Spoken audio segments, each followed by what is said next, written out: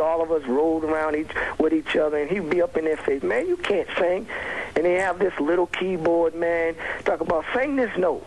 Can you sing that? To Al B. Shore, to Teddy Riley, all of them. It was more like comical more than anything, you know what I mean? So his ego was so big, so when New Kids blew, I was like, oh, man. I told the dude New Kids would never make it, but it was more out of Maurice than the New Kids, you know what I mean? Right, and now, after they're blowing up, what was it like making the debut record and you guys signed to, I believe, Polygram, correct? Yeah, Polydor. It was a wonderful thing, man. It was camaraderie with us, you know, like we were brothers, man. You know, we still are today. We're still brothers. We don't stay in contact as much because we got our own families. Some of us are married, and we stay focused on the hustle. But it was a lovely thing, man. It was a good thing, man.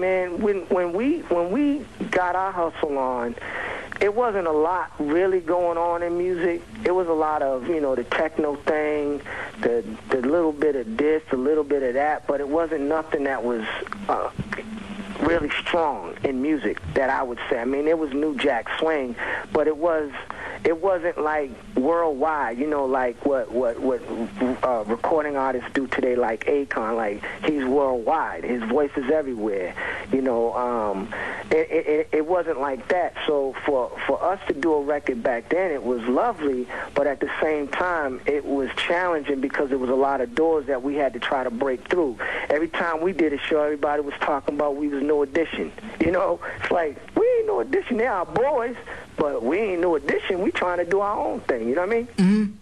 I can definitely understand that because coming from Boston, R&B group, a lot of people want to put you guys on the box like, oh, New Edition carbon copies. Right, exactly. We even had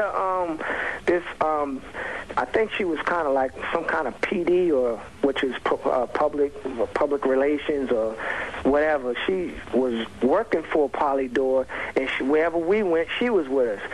She came out her mouth and was like, oh, you know, we gonna really blow this thing up. We gonna make y'all just like y'all boys from Boston, New Edition.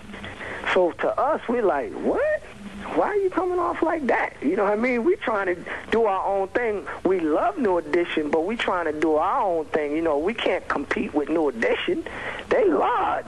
We trying to come up and do our thing. So yeah, it was real difficult back then, man, because there wasn't as many avenues and outlets and different things going on for people coming out of Boston or any really R&B acts, you know, as we know today. So many outlets nowadays. Yeah, and people, if you're just tuning in, I'm interviewing CeeLo, formerly of the R&B group Finest Hour, and also people, you should know this, that back during that time period, R&B wasn't really as crossover like it is now. It was crossover back then because, you know, you had Bobby Brown crossing over to pop, and then Teddy Riley, he merged R&B and hip-hop together, and when New Jack, and then you had some dance pop crossing over pop, R&B and stuff, but R&B back then was still kind of regulated to BET's Video Soul and Soul Train. Exactly. You know, it was a wonderful time. I learned a lot, man. You know, that was the greatest part, is that I learned a lot. It was really the beginning of where I am going now, you know. But back then, I was like, when things wasn't working, I was like, man, what's going on, man? Oh, man, you know. But now that I look at where my life is now and where I'm going now, I can see how all that helped. You know what I mean? It helped a lot, really.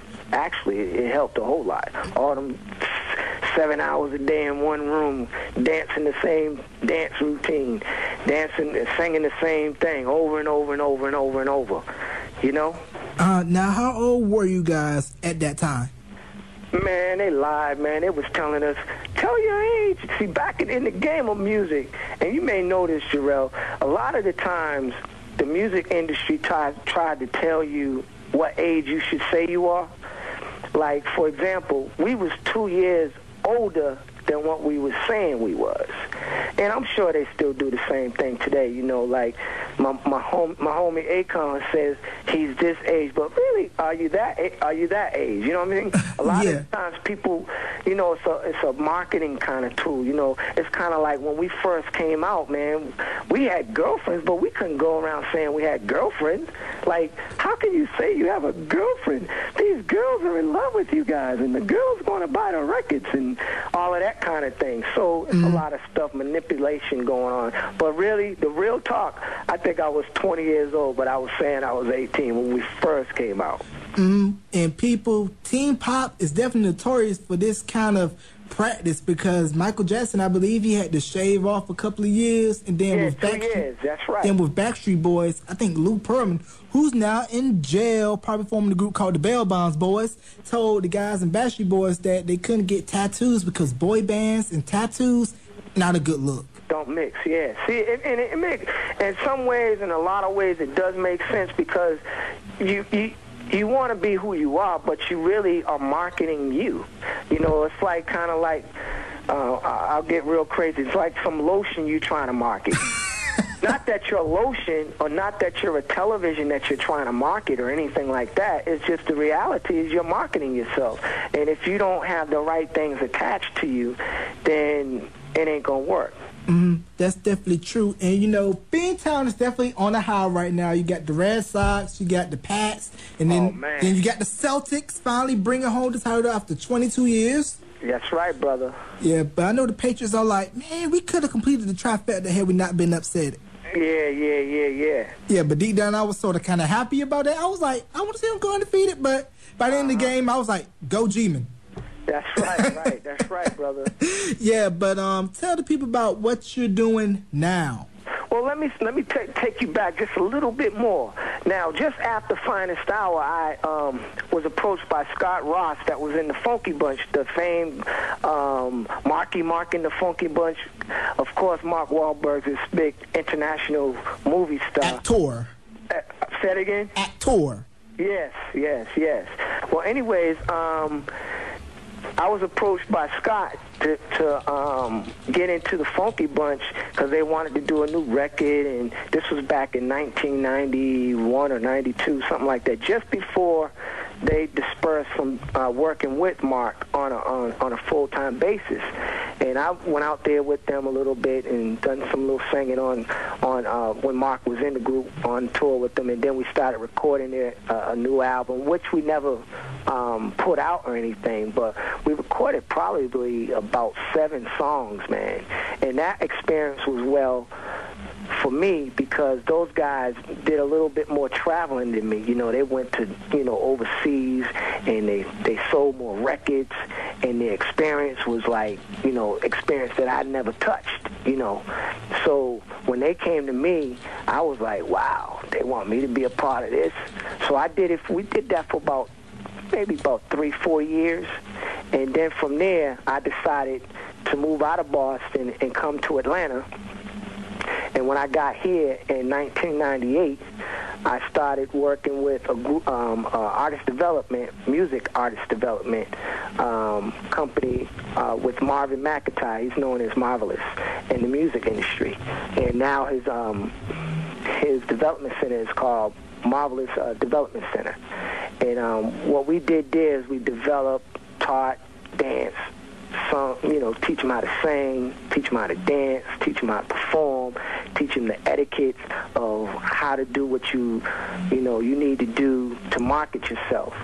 And during that season, Sammy, who we know, he was Little Sammy back in those days, but we know him as Sammy now.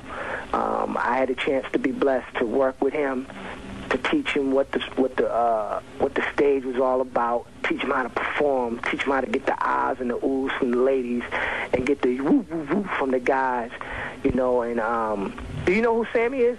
Of course, I like it. Off the 2000 album From the Bottom to the Top. He left to go back to school just as around when B2K was hitting. I think if he would have stayed, he would have blown up right along beside him. That's right, exactly. So once we taught him, and plus a lot of people came through there, Monica, TLC, Candy, that was from the Escape, all kind of people we used to work with out of Marvelous. And then We work with Lloyd, and I'm sure you know Lloyd. I taught Lloyd how to perform, like really perform and get the oohs, the ahs, the pows, and all of that out of an audience too. And as you know, Lloyd's doing his thing still today. And you was working with him when he was in a group called In Tune. That's right, In Tune. That's correct. Which I believe was put together by Joyce Finderella Irby from Climax? That's right, Joyce Irby. That's right.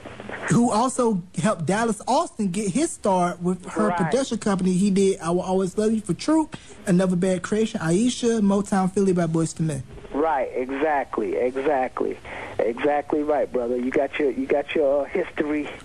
You did your homework, my man. Yeah, I got to know my stuff. And the thing, too, about performance and about stage presence, it's like, with groups like New Edition, they could go put out an album, let's say maybe 2 or 3 years, and they can still tour because their show is, like, awesome. They can perform, and they know how to give a show.